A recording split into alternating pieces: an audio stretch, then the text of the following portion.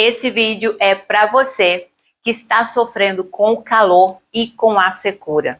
Aqui em Brasília, a gente já enfrenta pouca umidade relativa do ar o ano inteiro, mas nesse período mais quente, o negócio fica pior ainda.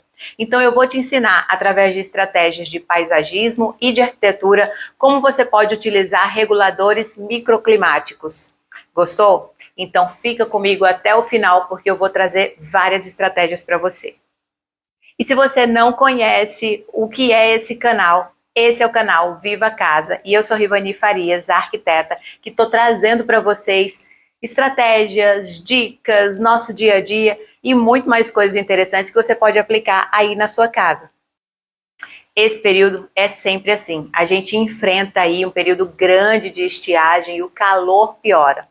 Eu não sei como é que é na sua cidade. Aliás, já me fala, na sua cidade, de onde você é, está fazendo muito calor? Aqui em Brasília a gente está enfrentando aí um período bem prolongado de seca. É assim todos os anos. Então, por mais que a gente saiba que isso vai acontecer, é bem importante que a gente saiba se prevenir, saiba tornar o ambiente de casa mais agradável, e é isso que eu vou trazer para você. Começando com as estratégias de paisagismo. Então, já pega aí caneta e lápis e vamos anotar. As estratégias de paisagismo são para você criar um microambiente, um microclima aí na sua casa. E escolher as plantas certas, as espécies mais adequadas, vão trazer para você aí um verdadeiro oásis nesse deserto que a gente enfrenta nessa época do ano. A primeira delas, em relação ao paisagismo, é tentar criar uma barreira verde. Isso você pode conseguir tanto com espécies que sejam mais resistentes ao sol, plantas que são adaptadas para cada região. Aqui, por exemplo, a gente tem o ipê, a aroeira, que se você conseguir, se você morar numa casa, né? Se você conseguir plantar essas plantas de forma que elas protejam tua fachada, as fachadas que têm aí as suas janelas, para a incidência solar ser reduzida, é uma excelente estratégia. Aliás, até deixa a sua casa muito mais bonita, né? Mas eu sei que nem sempre a gente pode pensar nessas estratégias de plantio de árvores de grande porte. Então, o que você pode fazer? Trabalhar com plantas de menor porte que servem como cercas vivas. Porque quando a incidência solar se dá nessas plantas, elas servem de uma cortina mesmo. E aí ela segura muito mais o sol e não passa todo esse calor para dentro das edificações. Além disso, as plantas certas, escolhidas para colocar nessas cercas vivas, elas também vão purificar o ar. Elas também vão nos ajudar a criar esse microambiente dentro das nossas casas. Então, algumas plantas que eu indico para purificação de ar, por mais que não pareça, tá? A espada de São Jorge é uma das plantas que a gente indica para termos dentro de casa. Ela gosta de muita luminosidade, ela aguenta sol pleno, ela aguenta sol direto, mas dentro de casa ela é uma das plantas estratégicas que purificam o ar. Outra maneira de você usar as plantas a seu favor aí na sua casa é criar jardins úmidos. E o que são esses jardins úmidos? Quando a gente tem plantas aquáticas, quando a gente tem aquelas espécies que são as mais suculentas, quando elas já têm dentro desse microambiente delas mais água. Agora presta atenção, nessa estratégia é muito importante que você faça regularmente, semanalmente, a troca dessa água e também nesses vasinhos que vão estar com água, você possa colocar uma solução com água sanitária. Para quê? Para matar os bichinhos, mosquito da dengue, para não acontecer nenhum problema em relação a isso. Mas esses jardins úmidos, eles são muito bons, porque além do ar, aqui em Brasília precisa muito disso, além do ar ficar mais umidificado, a planta ela exige menos cuidado, né? Você não tem que estar regando todos os dias, ou dia sim, dia não. E algumas plantas elas se adaptam muito bem, além de embelezar. Pensa comigo, um vaso de vidro bem grande, bem bonito, com aquela planta aquática. Então, esses jardins úmidos, você pode estar trabalhando perto das áreas de trabalho, de permanência prolongada, num aparador da sala. Isso traz para dentro da sua casa um microambiente que já vai estar mais úmido, além de muito mais bonito, né? Então, vamos recapitular se você anotou direitinho. A primeira estratégia de paisagismo consiste em fazer cercas vivas para proteger aí a fachada da sua casa, colocar plantas dentro de casa, espécies que você consiga cuidar. E nessas plantas, a dica principal é fazer jardins úmidos, porque eles vão trazer umidade para o ar, eles vão deixar tudo mais bonito. E que tal fazer aquele clima de florestinha dentro de casa? As plantas, elas trabalham muito bem quando elas são agrupadas entre elas e uma cuida da outra. Eu vou fazer um vídeo só para explicar sobre isso, mas hoje a estratégia é como dar conta desse calorão e dessa secura. Então, de paisagismo foram essas. Vamos para a segunda parte, que são as estratégias de arquitetura. Mas antes disso, você já deixou o seu like aqui no vídeo? Eu preciso saber se vocês estão gostando do conteúdo. Aliás, eu preciso inclusive que você se inscreva aqui no canal, porque quanto mais inscritos a gente tiver, quanto mais pessoas assistindo isso, mais casas serão transformadas, mais pessoas ficarão felizes e mais o YouTube entrega esse vídeo para mais gente, tá bom? Então, combinado? Dá uma pausinha aí, se inscreve, é super fácil, é só colocar o dedinho aí nesse botãozinho e também já curtir. Agora vamos lá para as estratégias de arquitetura. Se você está tendo a oportunidade de planejar a sua casa, se você ainda está na fase de planejamento, projeto e construção, solicite ao seu arquiteto: olha, eu quero ventilação cruzada. Por que só para quem está construindo? Porque se você mora no apartamento, você tem que lidar com o que você já tem. Mas se você tem oportunidade de estar numa casa, então pense sobre isso, porque a ventilação cruzada, ela vai garantir que a sua casa vai ter um fluxo contínuo de ar. Essa renovação do ar, ela só vai acontecer se você tiver janela ou porta de um lado e janela ou porta do outro, porque o ar precisa passar, ele precisa realmente cruzar o ambiente. Então, independe se são todas aberturas do mesmo tamanho, não precisam ser, mas entenda esse princípio básico, você precisa ter janela dos dois lados. Ah, Ivani, precisa estar alinhada? Não, não precisa necessariamente estar alinhada. Aqui mesmo, onde eu estou gravando para vocês, eu estou no meu quarto nesse momento, e aqui a gente tem uma janela, aqui à minha esquerda, e para cá, à minha direita, a gente tem a entrada para o closet e o banheiro. Então, às vezes, o que a gente faz para arejar esse espaço, para renovar o nosso ar? A gente abre essa janela e abre lá na porta, lá na janela do banheiro, abre também para o ar circular. Então, faça isso na sua casa. De repente, você está no apartamento, mas você pode abrir aí todas as janelas, deixa o ar circular. Gente, renovação do ar é muito, muito importante. Isso é vida. Então, deixa... Ah, Ivani, mas aí tem umas fumaças, tem umas coisas acontecendo lá fora. Então, no dia que não tiver queimada nem fumaça, como a gente enfrentou muito nesses últimos dias aqui em casa, aproveita para no dia que tiver tudo limpinho, abrir, arejar, purificar. Então, a ventilação cruzada é a primeira estratégia e ela é muito importante. Então, entenda, não precisa ser uma porta ou uma janela de frente para outra, contanto que o ar tenha condição de circular. Quando você abrir, abre tudo e que vai ser já muito bom. A segunda estratégia é paredes e cobertura com alto índice de inércia térmica. O que é inércia térmica? Inércia, você lembra, né, do tempo de escola? Inércia é a capacidade que os corpos têm de permanecer no estado aonde eles estão. Você achou que física não ia servir para nada para você? Pois é, inércia é isso. Então, se você está parado, você continua parado. Se você está em movimento, você continua em movimento. Inércia térmica é exatamente a mesma coisa, só que em relação à temperatura. Então, alguns materiais são extremamente condutores de calor e de energia. Por exemplo, sua panela que esquenta rapidão. Se fosse fazer uma parede com esse mesmo material, ela ia esquentar muito rápido. O vidro, ele é um material de pouquíssima inércia térmica, ou seja, bateu o sol no vidro, do outro lado você já está sentindo. Entendeu o que significa?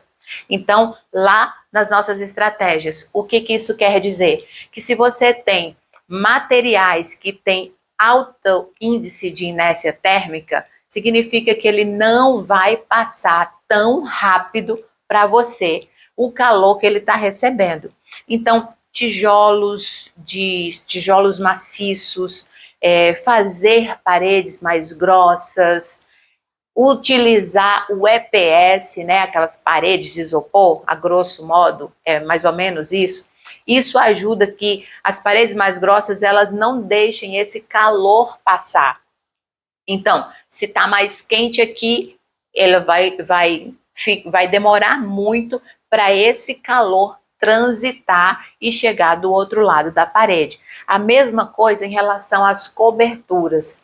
Sabe aquelas telhas que são, a gente chama telhas sanduíche, que são as telhas que tem a cobertura, a parte de cima. Eu vou colocar aqui na edição desse vídeo a foto dela. Então a telha, ela já tem um formato trapezoidal, para poder ela ser uma telha bem grande. Ela tem a parte de cima, que está preparada para receber chuva, sol e tudo mais. A parte do meio, ela é feita com um componente que eu vou chamar aqui para você de isopor, tá? Para não entrar em termos técnicos muito apurados. Então, seria essa parte de isopor no meio. E embaixo, ela já pode ter, inclusive, o acabamento madeirado, para ficar aquele forro bem bonito. Então, utilizar essas telhas é bem interessante, é uma estratégia muito legal. Se você quer fazer uma cobertura rápida para uma área tipo uma varanda, ou mesmo uma laje, assim, que você fique com esse telhado aparente, porque a parte de baixo já fica com madeirado e tem uns acabamentos bem legais, bem bonitos, e o sol, quando incidir em cima dela, não vai passar diretamente o calor para baixo. Então, é uma excelente estratégia utilizar esses materiais. Você pode usar as paredes trabalhadas assim e os tetos trabalhados assim também. Essa foi a nossa segunda dica. Muito legal, né? Tem mais, mas permanece nesse vídeo comigo até o final. Não esquece de deixar seu like, hein? A terceira estratégia que eu vou trazer para você são os brises, que podem ser verticais ou horizontais. O que são esses brises? São elementos que podem ser de vários materiais, de madeira, de ACM, enfim. E eles vão ajudar a regular a entrada, a incidência solar dentro do ambiente. Então, no Nordeste, a gente usa muito janelas com venezianas móveis, né? A gente fala tabica móvel.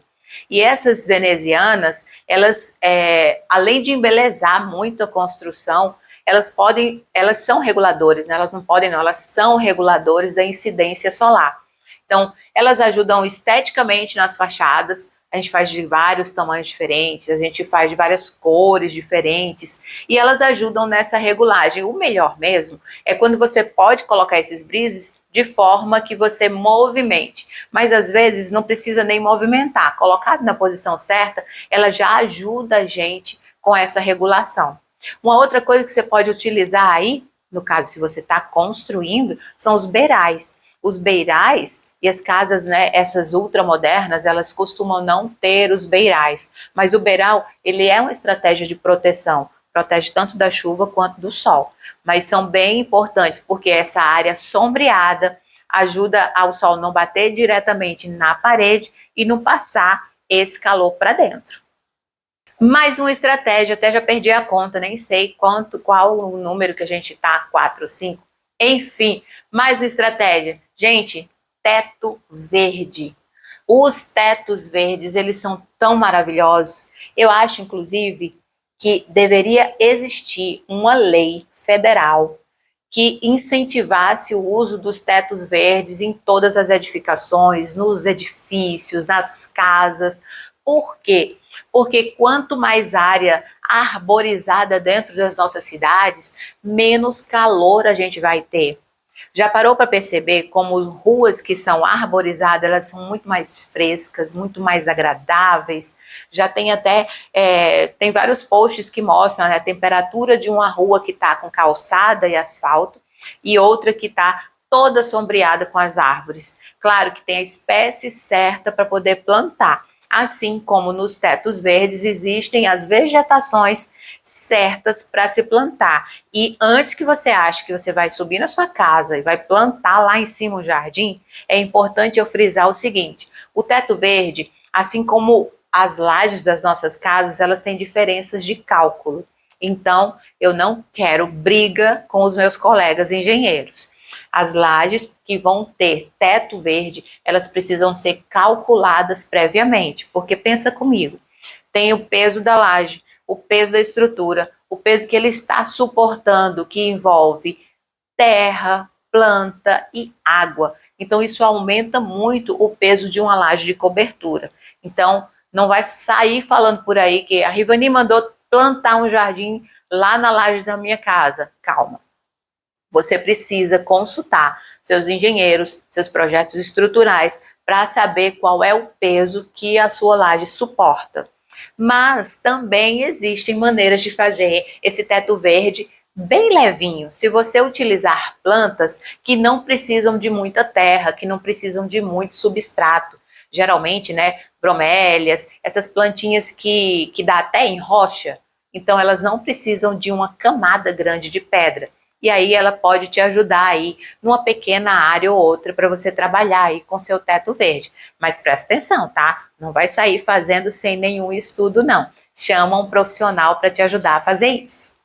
E agora, a última parte desse vídeo, para você umidificar, deixar a casa cheirosa e deixar aí tudo melhor. Se você enfrenta secura, como a gente tem enfrentado aqui em Brasília, sabe? O olho seco, as mucosas ressecadas, da tosse, da sinusite, é uma confusão.